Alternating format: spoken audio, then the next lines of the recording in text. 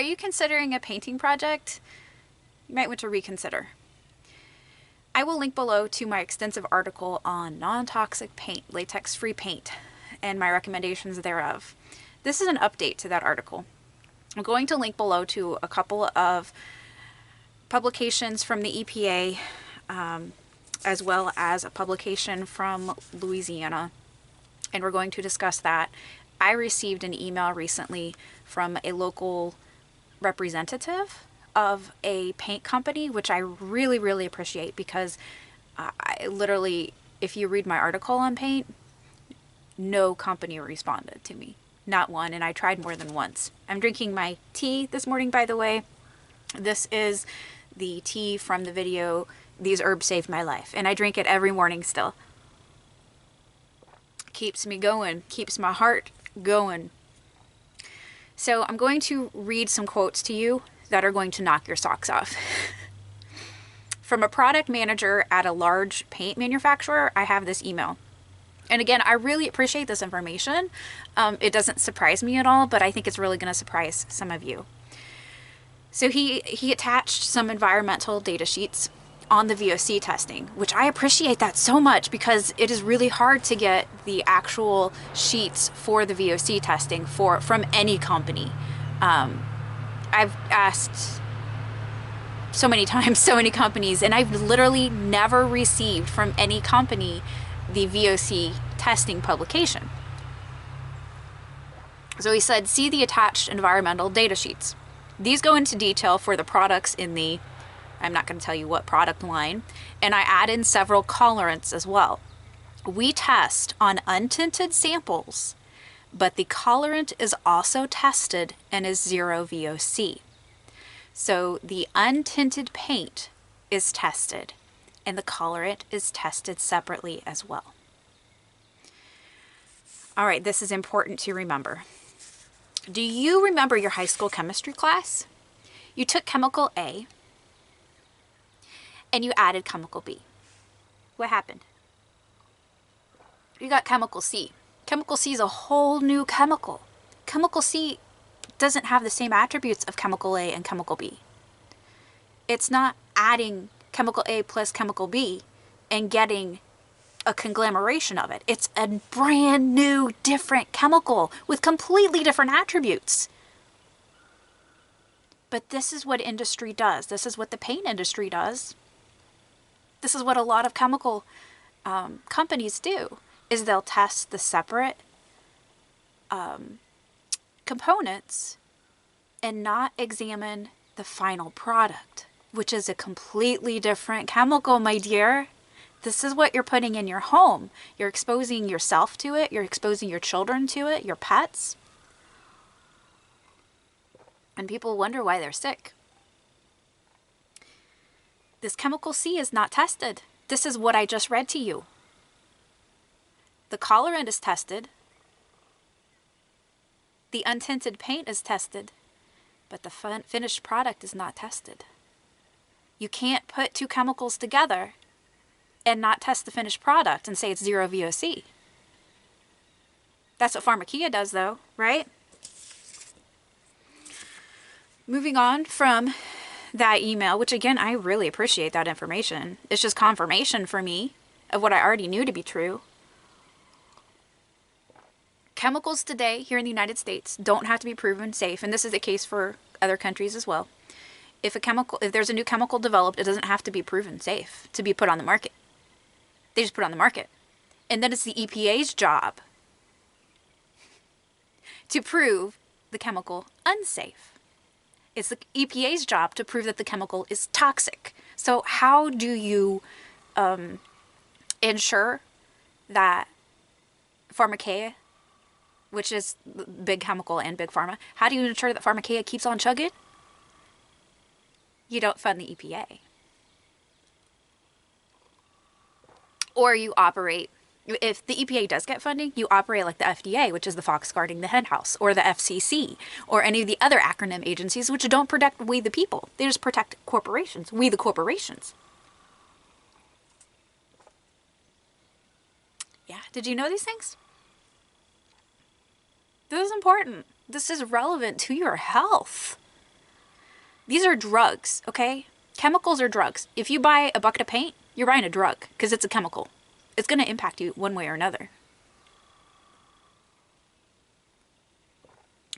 Zero VOC paint that's on the market can still have under 5 grams of VOCs per liter in it. So if something is marketed as zero VOC, the testing can still show VOCs in it. So it's not actually zero VOC, is it?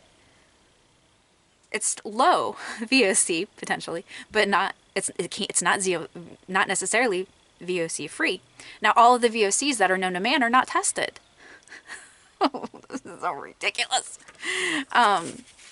We get questions about paint a lot, and I refer to my article. Please go read my article. I'm not gonna regurgitate everything in my article. Even if a paint is truly low VOC, not all toxic chemicals are classified as VOCs. Officially, they're referred to as non-VOC compounds. Now, if you plug that into a search engine, you're not going to come up with hardly any information at all. I've been warning you guys for years that the internet's being scrubbed. I warned years ago about PubMed. If you go to our website or go to our Odyssey channel and search for important PubMed alert, PubMed's been scrubbed. There's hardly anything valid on there anymore. I will link below to a list from the Louisville Metro Air Pollution Control District on non-VOC compounds that are permitted by the EPA, but are considered, I mean, if you research the specific chemicals, I didn't look at every chemical, all right? I don't care. They're all toxic. But if you, and we're talking about synthetic chemicals here, all right? We're not talking about the natural chemicals that your body produces. We're not talking about what is naturally occurring in things such as wood, you know, behind me here. We're not talking about that. I understand that plants have volatile organic compounds. They have, you know, terpenes. This is not what we're talking about. We're talking about synthetic chemicals. We're talking about pharmacia here. From the EPA, and I will link to these two citations below from the EPA. And I quote, "Some VOCs react slowly, and changes in their emissions have limited effects on local or regional ozone pollution episodes." So the EPA is focused on exterior air quality. They're not focused on interior air quality. These VOCs, determined to have low phytochemical reactivity by approved test methods. Now, phytochemical reactivity means that they react when they're exposed to the sun or exposed to light.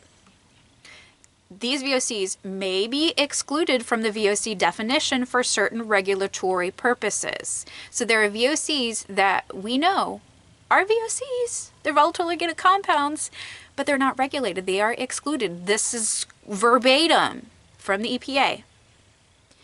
Some chemicals that are toxic are exempt from the VOC regulations. I'm going to read that again, just in case you missed it. Again, I'm going to link to this below. Go look at it on EPA, on EPA's website. Some chemicals that are toxic. So we know these chemicals are toxic, but they're exempt from the VOC regulations because they're not considered to be phytochemically reactive.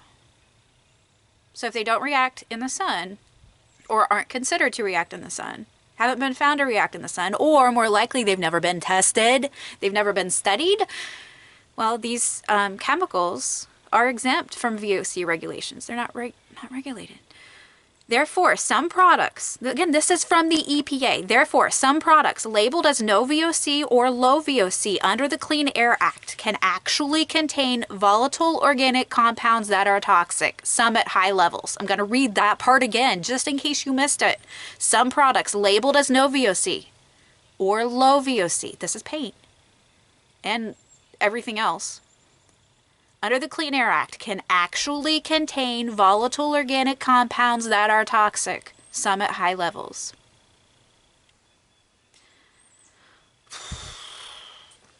All right.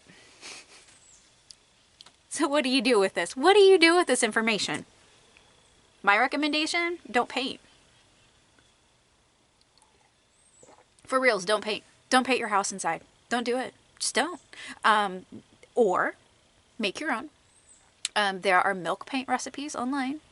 There are, I'm sure, other paint recipes online. Do a search, go look for them. At this point in time, with the internet being so scrubbed, you might have to go buy a book. I'll go look on Amazon. I'll see if I can find any books online that look like they might have promise, but I won't be buying them, so I can't tell you from personal experience about them. But there are people who have posted paint recipes online. A lot of natural. I would go with something as natural as possible. I'm not recommending buying a paint that is marketed as non-toxic. I'm not recommending buying a paint that is marketed as natural, because those words are unregulated. They are utterly meaningless. I could take a toxic chemical and say it's natural, even though it's not. You can say anything's natural.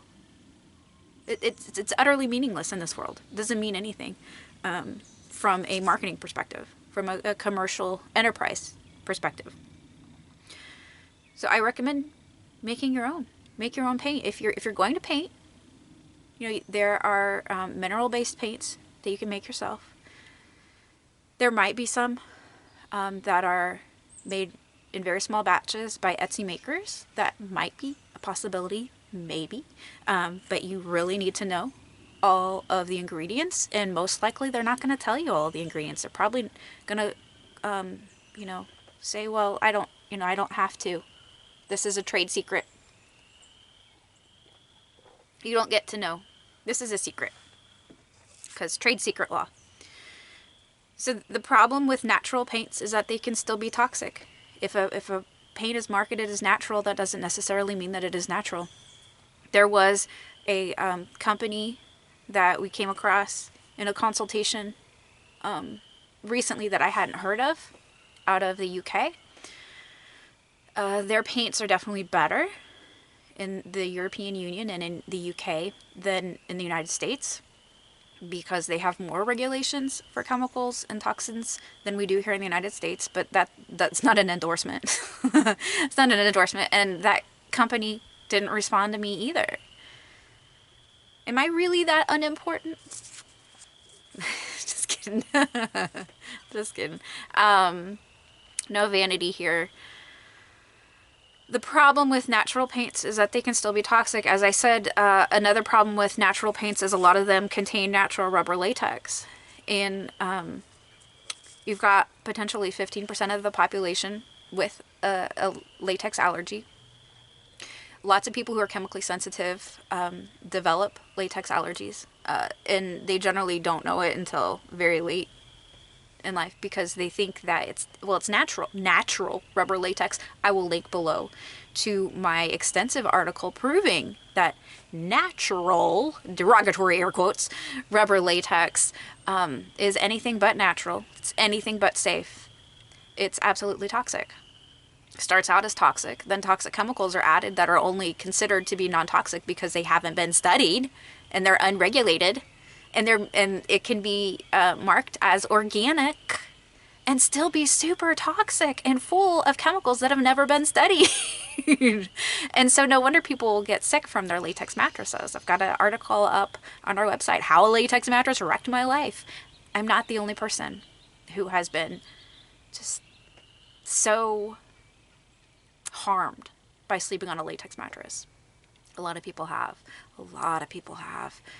And the industry is strong. They have their natural rubber latex in over 40,000 products. So do you really think that an industry with billions and billions of dollars a year in product is not going to have an arm in legislation, is not going to have an impact on academia? It's not going to have an impact on most fields, most commercial industry? Of course it is. They are good at their deception. They are good at it. They are skilled at it. They are wily. So as I said, what do you do? Well, one, you could not paint. Two, you can make your own paint. Again, I don't have a specific recommendation. Anecdotally, I hesitate to mention this, but anecdotally, Echo's paint seems to be most tolerable for people who know that they're chemically sensitive. Now, if you're a human being, if you are alive, if you're an animal or a plant or a human, then you are chemically sensitive. Chemicals excuse me, will impact you. I have homemade vinegar in here, so it makes me burp a little bit. Excuse me for that, please pardon me. I don't like Echoes. I don't like the company. They ignored me completely. Like every other paint company.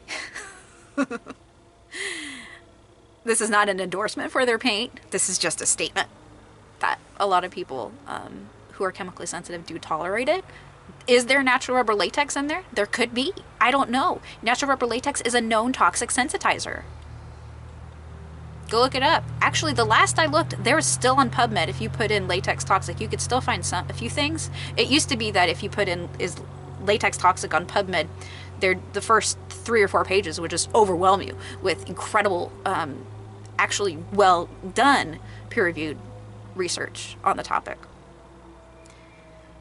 I'm sorry this is bad news for those of you who want to paint, who need to paint, but this is one reason why drywall isn't the best option, because you have to have paint if you, not have to, but you're generally going to want to paint if you have drywall. Whereas if you do plaster, which we're going to do plaster in an area, we'll see how that goes. We being me, I've never done plaster before. Plaster walls are very healthy. They are vapor permeable. They actually help regulate humidity a bit. They've been found to actually help in humidity regulation. Very, very healthy product, very tolerable. Yeah, you could also use, poplar shiplap on the walls. Poplar is incredibly expensive these days. Any solid wood is very expensive these days. SPF isn't as expensive. Whitewood isn't as expensive. Whitewood isn't necessarily tulip wood, though. It's supposed to be, but it isn't necessarily tulip wood. This world, I tell you. No wonder it's being judged. But there are, healthier options besides drywall. I generally don't recommend drywall. I know that it's fast and it's easy and it's available. It's not really a healthy product. Yeah, a lot of people do tolerate it. Doesn't mean that it's healthy. It doesn't. Just because you tolerate something doesn't mean that it's a health promoting product if you're chemically sensitive. So if you are building or remodeling, I don't recommend drywall. There are other options. Magnesium board. Generally, you're going to want to paint with that as well. But I hesitate. I know it's very tolerable, and a lot of people say, well, it's so healthy. There are unknown additives to magnesium board that I can't get that information from companies, from manufacturers. What is it? What are those other things in it? I don't know, but if they won't tell me, then they're probably not health promoting. Moreover, magnesium board has been used for longer in the European Union, and there's been quite a few class action lawsuits regarding mold in regards to magnesium board. Here's an experiment for you. If you take magnesium capsules, not magnesium capsules, but magnesium tablets, and it's humid, or your bathroom's probably more humid, put it on a saucer and leave it. You'll see that it basically disintegrates because what magnesium does is it absorbs water. Yeah. So what do you need for mold? You need water. You need moisture, condensation.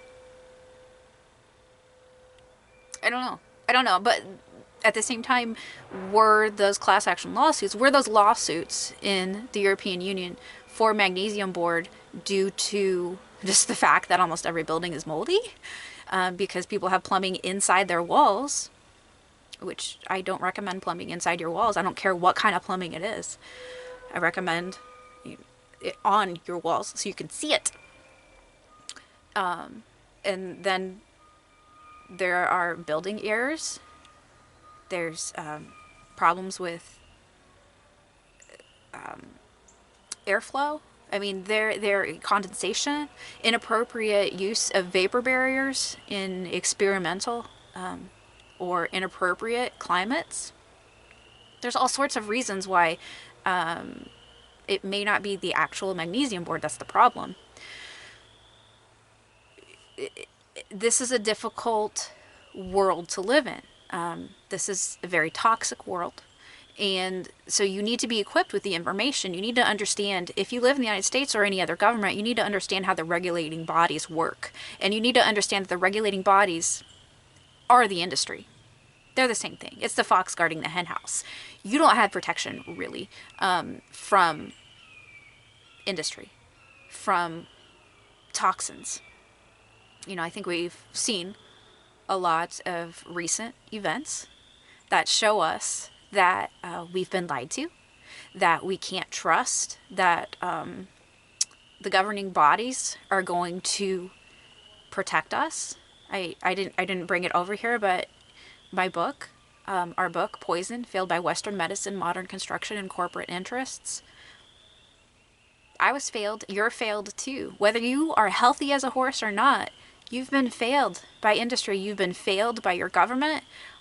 It is on you to do the research, or, you know, to select someone who you trust to do the research. A lot of people are sick these days. They can't handle the research. So, you know, they contact us. That's fine. That's why we got a whole consultations tab on our website. But you know, I've researched a lot of these things myself, because it used to be that if something was toxic, it would slam my throat shut, or send me into GI anaphylaxis. That's no longer the case. I can tolerate exposure to a lot more things now, but I have different issues now. Like, for example, I have mercury in my teeth, and with the increased microwaves of the world as a whole, then that's impacting me more. And I can't go anywhere to get them out, because I can't even leave our property without having a heart attack. So there's not any forward progress that I can make in that regard, in those things. I can just try and experiment with a lot of supplements, which we've been sharing a lot of supplements with you, and we hope that helps you. I hope this has been helpful to you in regards to paint. This is very important information. Please explore the links. Please, please, please read my article on paint, so that you understand regulations, that you understand accreditation, third-party accreditation, like low VOC or no VOC, so that you understand Greenguard Gold. Greenguard Gold is probably the best certification out there for a lot of things. But here's the thing with Greenguard Gold. You can qualify for Greenguard Gold, which, like I said, is the best out there, if the VOC level is approximately equal to that of most toxic households today. So the average household today is extremely toxic. It has very poor indoor air quality. Generally speaking, the indoor air quality in your home is worse than the exterior air quality. Of course, there are exceptions. But Greenguard Gold, if they are equal, if a product is equal to that, then they can get Greenguard Gold certification. That's not good. That's not impressive at all. That's actually really terrible. Do your research. I don't recommend much research online these days, because it's very hard to find actual truth. But beware. This is a warning for you. No fear. Perfect love casteth out fear. There's nothing to be afraid of. But you do need to have discernment and knowledge and understanding of the world in which we're living in. So, all right, guys. Hang in there. Until next time. I'm Toxic out.